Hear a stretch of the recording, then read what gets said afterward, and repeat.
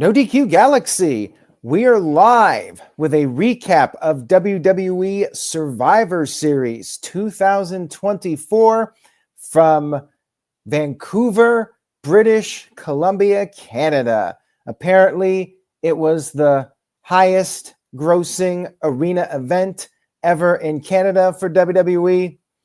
Shout out to everybody watching this, whether it's live or on demand. How did the final WWE PLE of the year go? Well, let's break it down. We had the national anthems played, one for the United States, one for Canada. We had the pyro going off, and then we went right in to our first match of the evening, the women's WarGames match. Rhea Ripley, Bianca Belair, Naomi, Io Sky, and Bayley against Liv Morgan, Raquel, Nia Jax, Tiffany Stratton, and Candice LaRae. We started off the match with Bayley and Nia Jax. Then we had Naomi coming in. Naomi pulled a kendo stick from under the ring. And just like previous years, it was the same routine. Tiffany Stratton was going to come out next, but then Candice LaRae cut in front of her. Candice grabbed some chairs from under the ring, brought them into the ring. The babyface team had the advantage, but the heels managed to gain control at the critical moments. Then we had Bianca Belair entering the match, and she brought in a trash can, fire extinguisher, and a table. Took quite a while for her to get all this stuff in the ring, which I'll talk about more here in just a moment. We then had Tiffany Stratton finally entering the match, and she had her own trash can. More on that in a few moments. Her and Nia worked together. Then we had Io Sky coming in, and Io went immediately for a trash can. Now, if you remember from NXT and the main roster, Io Sky is known for putting the trash can over her head and jumping off the top rope. That has become her signature move in the WarGames match, and this was her 6th WarGames match. She has the record for the women in WarGames matches. She had a string, and she was able to carry up the trash can, and then she climbed down with the trash can up on the top.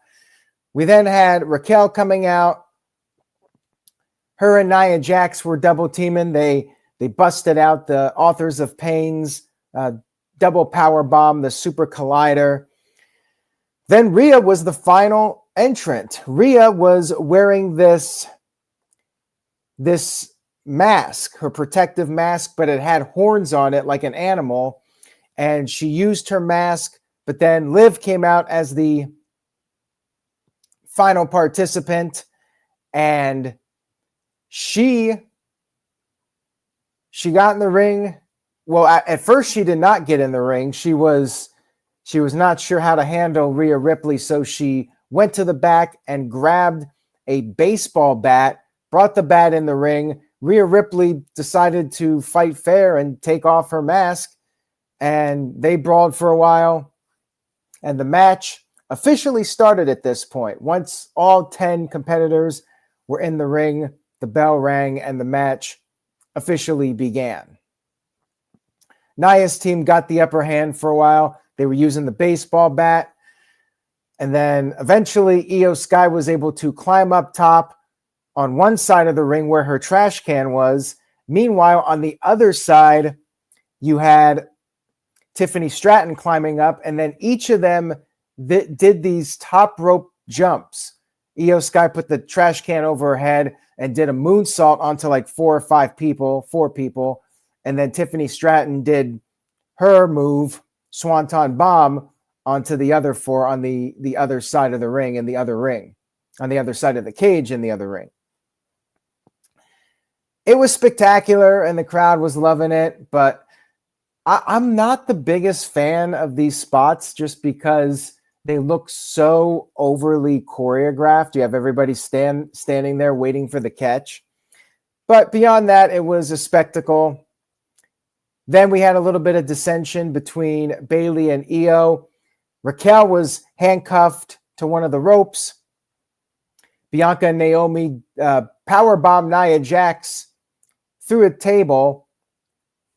Went for the cover, but the pin was broken up. And then Liv Morgan gained the upper hand on Rhea with a chair-assisted code breaker. And then they went up in the corner, up to the top rope. And Liv was going for the Oblivion, but Rhea countered. And Rhea gave Liv an avalanche riptide through the table and then got the 1-2-3 victory to pick up the win. Rhea Ripley and her team win the women's WarGames, which went about as I expected as far as the finish. I wasn't so sure that Liv was going to take the fall, but my thought process going in was that Rhea Ripley would win and build her up with WrestleMania season coming up. So I thought the match was good, but the first half of it was a bit lackluster. And like I said, the bringing in the weapons every time a new competitor came into the match, to me, it just creates a lot of dead air. I would prefer if they did the routine that TNA and other promotions have done, where you put all of the weapons up on the cage wall, and the two rings are surrounded with various weapons, and you just pull down whatever weapon you want to use. I would like that a lot better. I think the match would have a better flow if they did that. But at the end of the day, we don't need 2 women's WarGames matches. I really don't think that this match was necessary. You could have done a traditional Survivor Series match, as far as I'm concerned. It was a bit sloppy in the beginning, quite a few botches, but I did think that it picked up a lot towards the end, and it was very good at the end. But when it was all said and done, I didn't really think the match needed to happen. That's my take on it. It was good, but definitely could have been better. And really, you don't need the 2 WarGames matches on one show.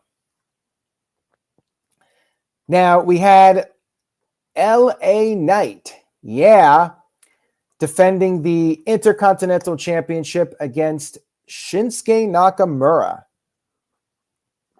Now, Nakamura had a new entrance theme on SmackDown. And guess what?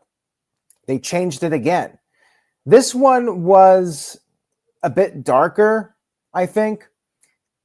And by the way, Greg brings up how having the weapons could make it so people can't see. I mean, that's a fair point. I just get tired of every match we always see this, and then it takes them forever. They're like searching around trying to find the weapons. I'm just not a fan of it.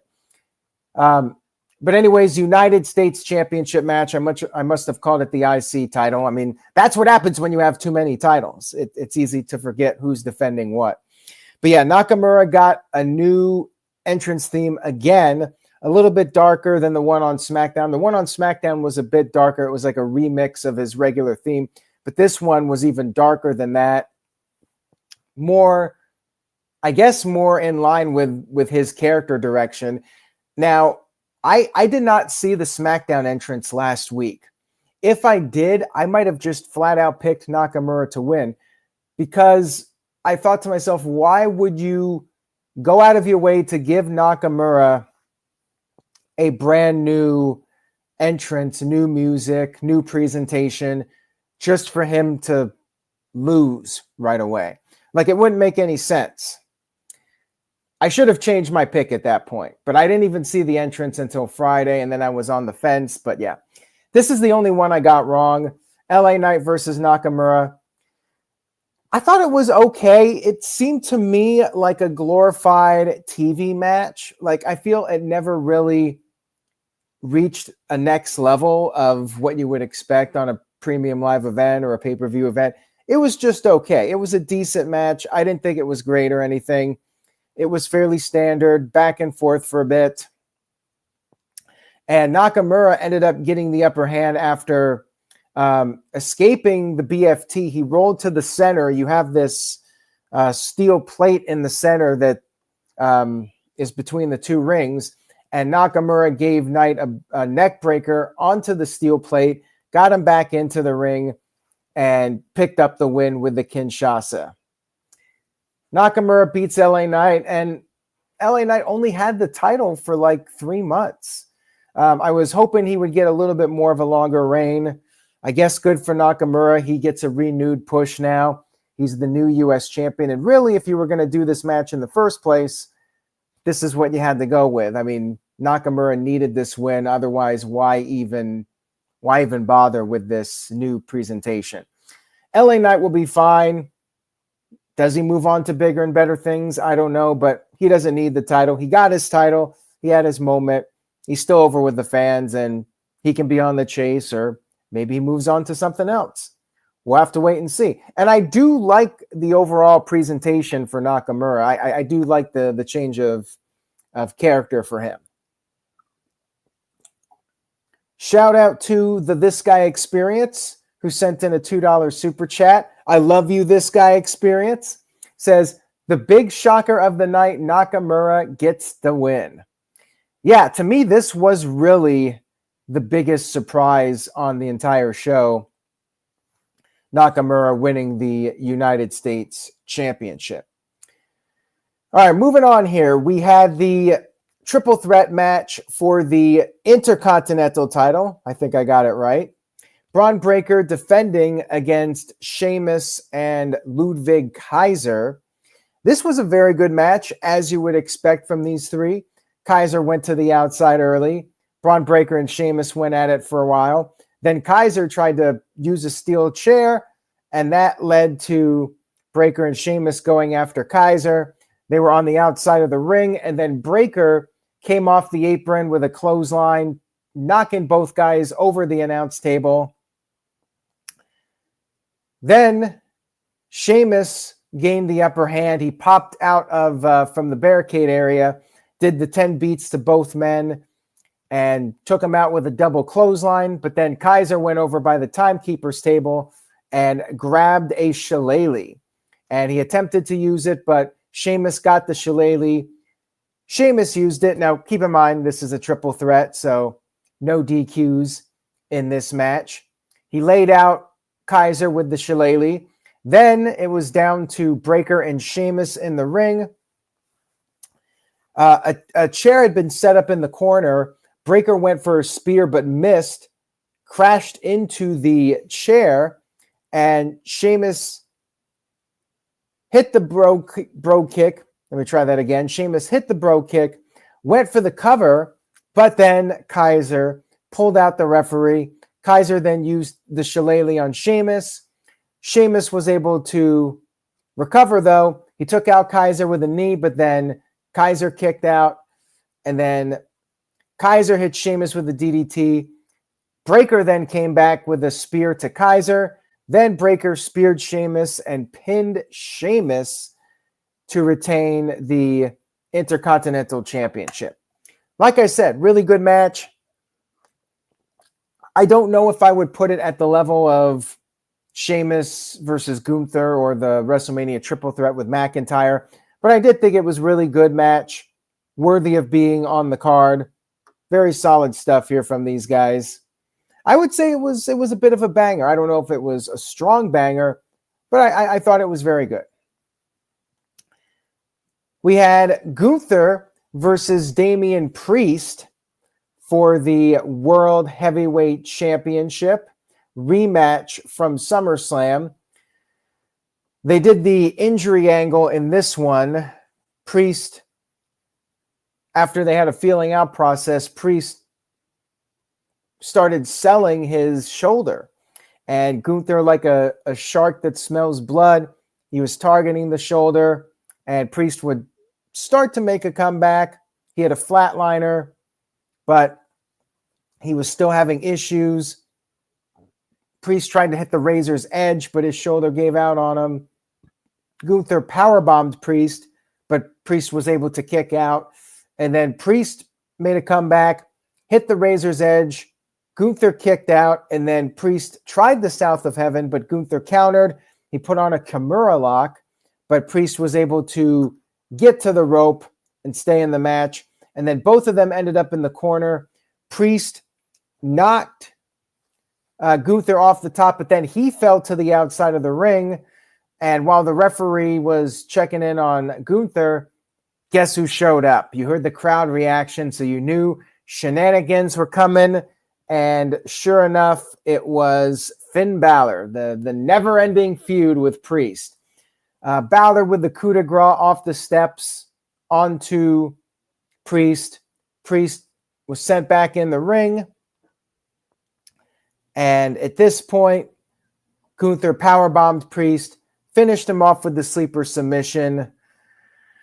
The match was very good up until the finish. I'm just tired of Balor versus Priest. It felt like this feud was over. I actually would have preferred a clean finish. But yeah, they did the interference again, basically recycling what we already saw at SummerSlam. So mixed feelings on the finish. I really wasn't a big fan of this one. But the match itself was very good up until the end. And no real surprise here. I think we all expected Gunther to win. It did feel like the crowd heat was a little down for this one too. Maybe just because people felt there was no chance of Damian Priest losing. Or, excuse me, Gunther losing. I don't think people really bought into Priest winning the title here. All right, main event time. This is why we all tuned in for the most part. The men's WarGames match. Roman Reigns, the Usos, Sami Zayn, the OG Bloodline with CM Punk versus the Bloodline, the new Bloodline, Solo Sikoa, Jacob Fatu, Tama Tonga, and Tonga Loa, along with honorary new blood member, I'm thinking, Bronson Reed. Big Bronson Reed. Heels had the advantage in this one. Reigns and Punk were taunting the Bloodline when they were in the shark cage. The match started with Jay and Tama, the two right-hand men. They went at it for 5 minutes. Then Bronson Reed came in, and he did the usual deal, pulling the chairs from under the ring, bringing them inside.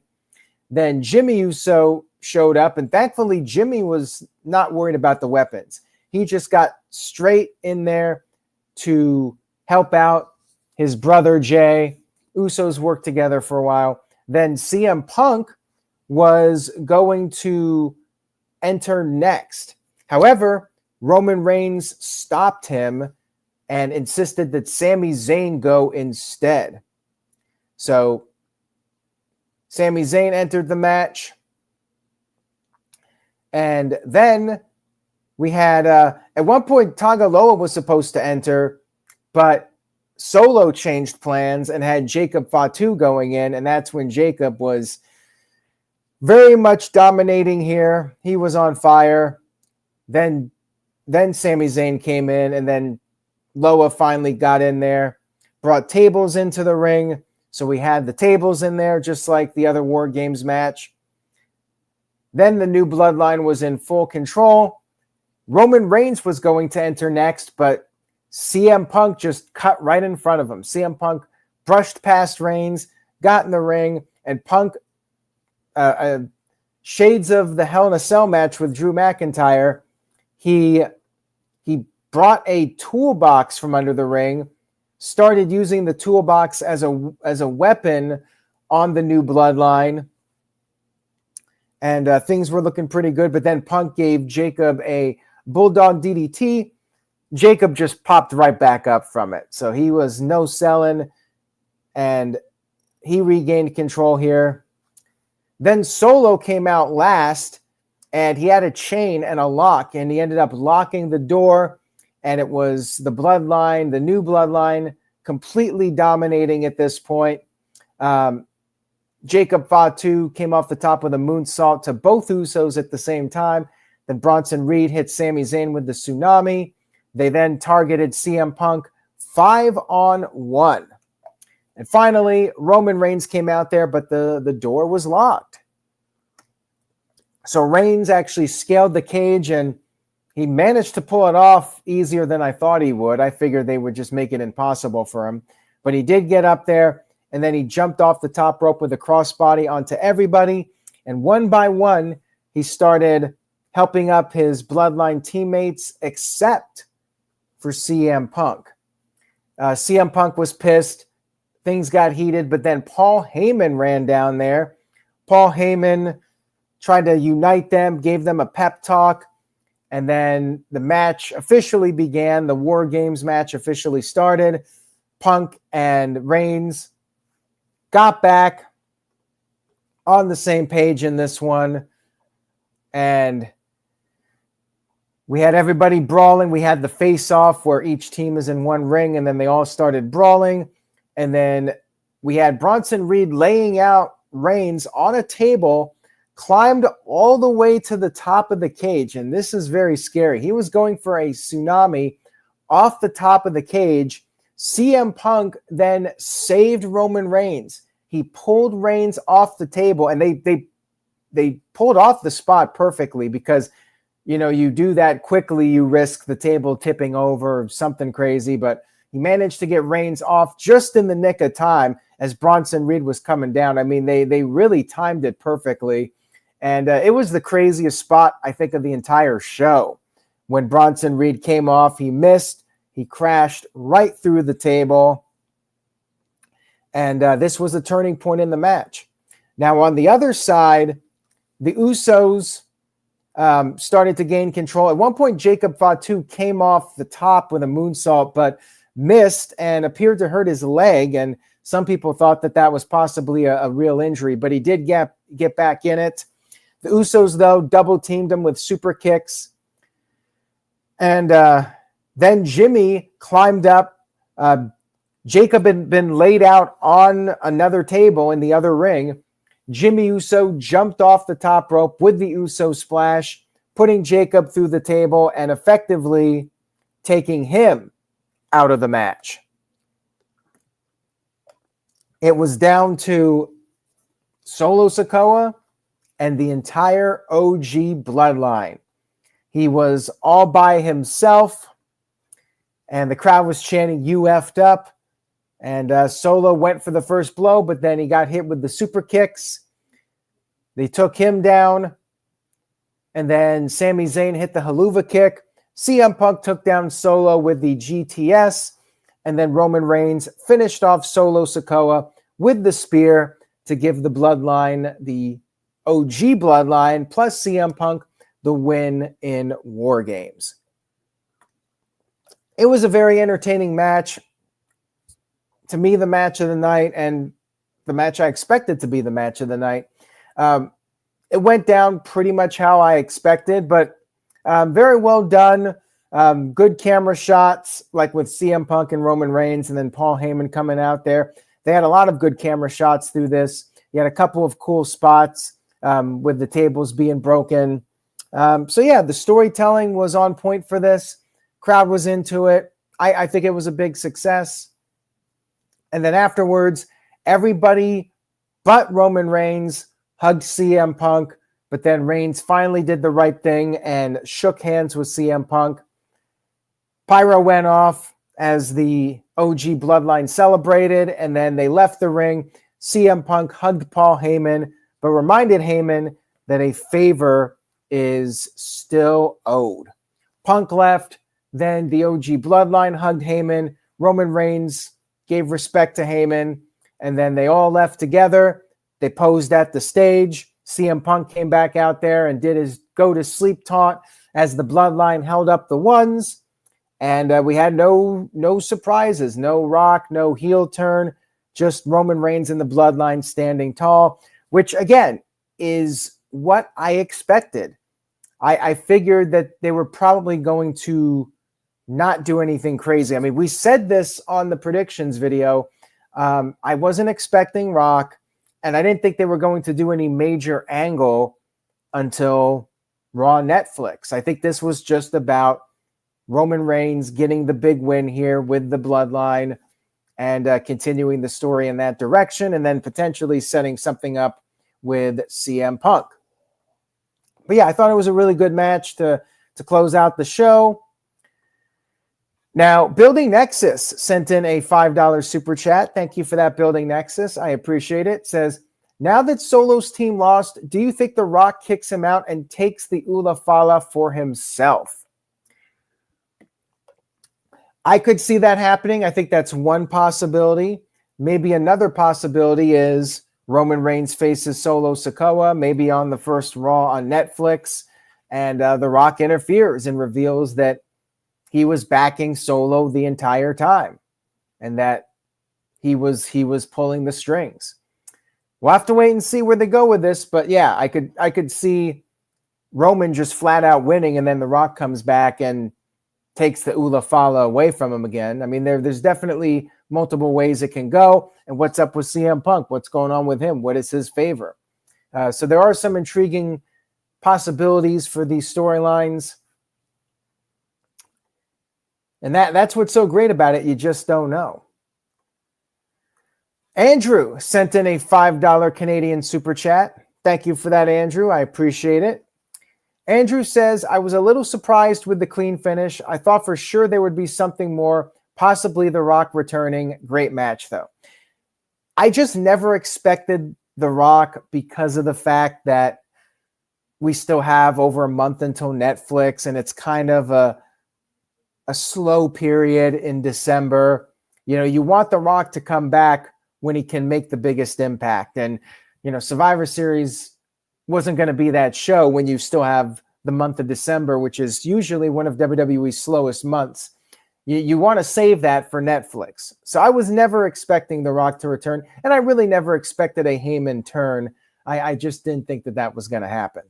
So yeah, I definitely did not have my expectations too high that there was going to be some kind of crazy swerve. I figured it was going to be relatively straightforward, as it was. Shout out to the This Guy Experience, who sent in a $2 super chat.